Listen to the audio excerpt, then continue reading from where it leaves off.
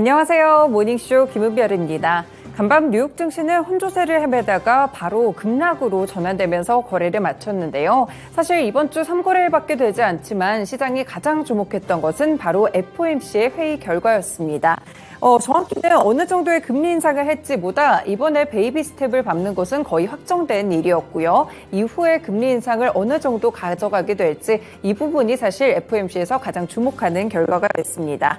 파월 의장은 금리 동결에 대해서 이번에 불투명한 모습을 보였고요. 아직까지 금리 인하로 전환하는 것에 대해서는 옳지 않다라면서 선을 그었습니다. 시장은 결국 실망했고요. 지수의 하락으로 이어졌는데요. 이뿐만 아니라 지금 실적 시즌이 계속되고 있는데 빅테크들은 생각보다 연이어서 좀 실망스러운 실적들을 반영하고 있습니다. 이런 부분들 때문에 시장이 지금은 하방 압력이 조금 더 높아지는 시기에 와 있는데요. 오늘도 모닝쇼 일단 글로벌 증시에 어떤 뉴스들이 있었는지 먼저 보면서 체크해 보겠습니다.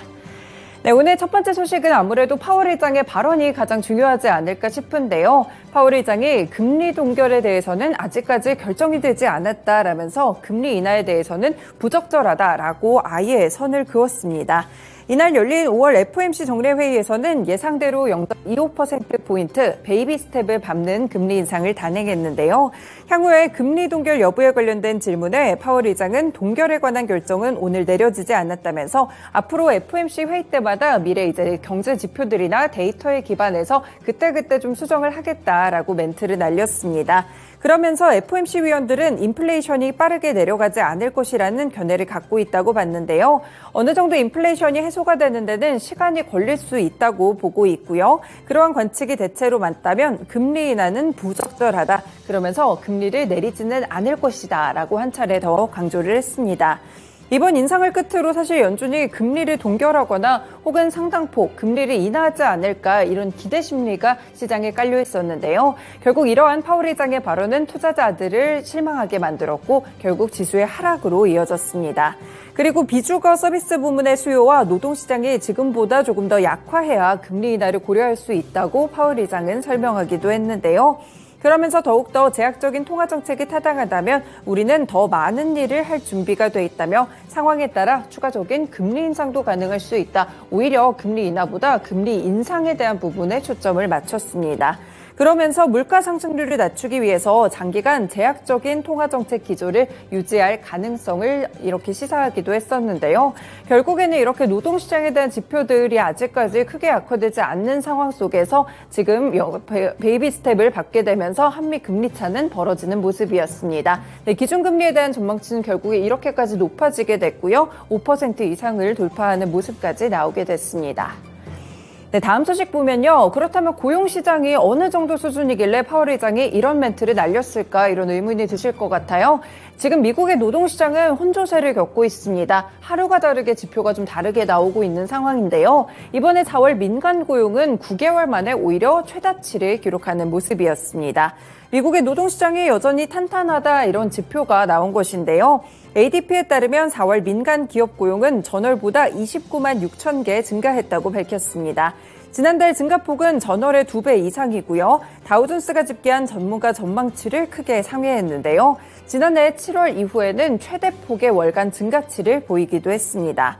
이렇게 고용 증가가 깜짝으로 늘어난 곳은 한 달간 15만 4천 개의 일자리가 늘어난 바로 레저와 접객업 쪽이었는데요. 교육과 의료 서비스 그리고 건설업종에서도 상당한 고용 증가폭이 있었습니다. 사실 최근에 좀 우려감이 불거졌던 은행 쪽에서는 오히려 고용이 감소하는 모습이었지만 레저나 서비스업에서는 빠르게 고용을 채워나가는 모습이 나타나고 있는데요. 지금 이렇게 미국 노동부가 어제 발표했던 3월의 민간 기업들의 구인 건수는 3개월 연속 감소하면서 2년 만에 최저치를 찍기도 했었는데 이번에는 정반대의 결과가 나왔습니다. 고용이 오히려 전망치의 2배 이상이 나오는 모습이었고요. 일단 임금 상승 자체는 약간 둔화되고 있다는 점이 긍정적으로 보입니다. 인플레이션에 미치는 영향력은 제한적일 것으로 보이지만 그럼에도 불구하고 일단 파월 의장이 시사한 대로 지금 고용 지표가 아직까지 완벽하게 줄고 있다는 지표는 확인되지 않았습니다. 네, 마지막 소식 보시면요. 기업들의 실적 소식이 될 텐데요. 퀄컴도 장마감 이후에 분기 실적을 공개했습니다. 네, 퀄컴 보시면 CNBC에 따르면 이 회사의 분기 주당 순이익은 조정 기준 2.15달러로 예상치와 정확하게 부합하는 모습이었는데요. 분기 매출은 92억 7천만 달러를 기록하면서 예상치를 웃돌았습니다. 그래서 분기 실적 자체는 나쁘지 않게 발표가 됐지만 3분기 주당 순이익이 좀 악화되지 않을까 이런 전망들이 주가를 크게 끌어내리는 그런 모습이었습니다. 네, 퀄컴도 보시면 시간 내에서 큰 폭으로 좀 하락하고 있는 모습들이 관측되는데요. 지금도 6% 정도 내림세로 진행이 되고 있습니다. 네, 그리고 AMD가 앞서서 실적을 좀 발표를 했었는데 1분기 매출액이 53억 5천만 달러로 전년보다 9% 감소했다고 공시를 했습니다. 이렇게 매출액이 타격을 입었던 이유는 바로 CPU 그리고 GPU 부분이 상당히 부진했기 때문인데요.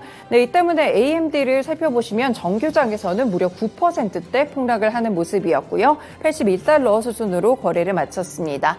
빅테크들의 실적들 계속해서 좀 좋지 않게 나오면서 시장의 분위기가 반전되고 있다는 점도 캐치해 보셔야겠습니다. 네, 이렇게 세 가지 소식들 함께 오늘도 모닝 브리핑 해봤습니다. 모닝쇼 본격적으로 출발합니다.